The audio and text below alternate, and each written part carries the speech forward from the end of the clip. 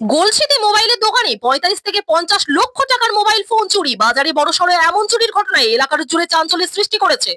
মঙ্গলবার রাত আনুমানিক ১টা ৪৫ মিনিটে এই ঘটনাটি ঘটেছে বলে অনুমান স্থানীয়দের। দোকানের মালিক শেখ সাদ্দাম জানান, চোরেরা শাটার ভেঙে ঢুকে দোকানে থাকা ১৬০ থেকে ১৭০টি মোবাইল ফোন লুট করে নিয়ে যায়, যার মূল্য আনুমানিক ৪৫ থেকে ৫০ লক্ষ টাকা।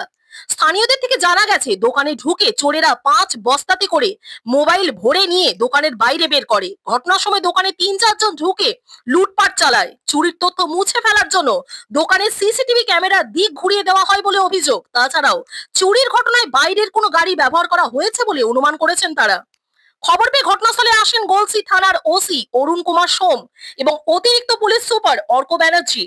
তারা দোকানের সিসিটিভি ফুটেজ খতিয়ে দেখে তদন্ত শুরু করেছেন। গলসি ট্রেডার্স অ্যাসোসিয়েশনের সম্পাদক বজরুল রহমান মন্ডল জানান, এই ঘটনা ব্যবসায়ীদের মধ্যে আতঙ্ক ছড়িয়েছে।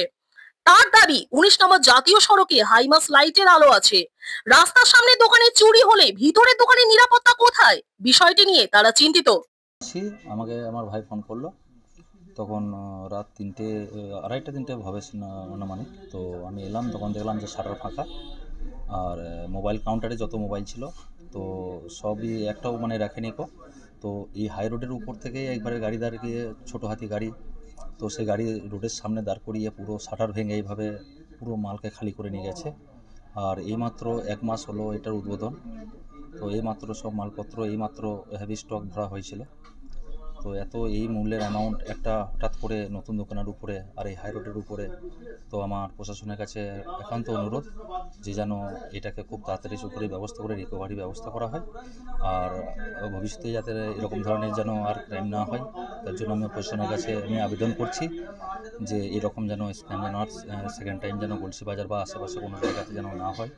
এটা সবচেয়ে বড় কথা হচ্ছে যে এটা NH2 একটা বড় হাই রোড, সবসময় পুরোটাই একবারে লাইটে একদম পুরো এই মাথা থেকে ও মাথা ভর্তি আছে। তো এই লাইটের মধ্যে আপনারা দেখছেন চ্যানেল 24/7। TRP নয়, খবরের সত্যতাই আমাদের লক্ষ্য।